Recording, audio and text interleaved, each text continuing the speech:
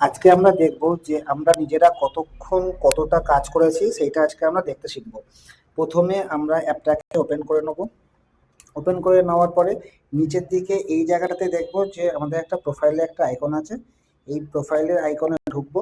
ঢোকার পরে এইখানে দেখব মাই বিনস আছে। এখানে দেখাবে যে আমরা কতটা কি কাজ করেছি। প্রথম কথা, এখানে শুধুমাত্র আজকেরটা দেখাবে, মানে আগের দিন রাত 10:30 থেকে এখনো পর্যন্ত আমরা কতটা কাজ করেছি সেটা এখানটায় দেখাবে।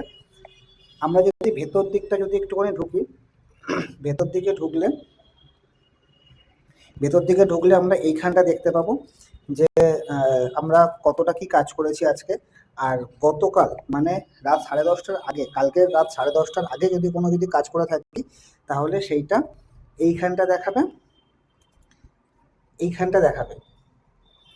তো আমরা আগের দিন যে কাজগুলো করব সেই কাজটা এইখানে দেখেছিলাম আগের দিন, কিন্তু পরের দিন সকালে উঠে যদি দেখি যে আমাদের কাজের লিস্টটা এইখানটা চলে আসছে, ভয় পাওয়ার কিচ্ছু নেই।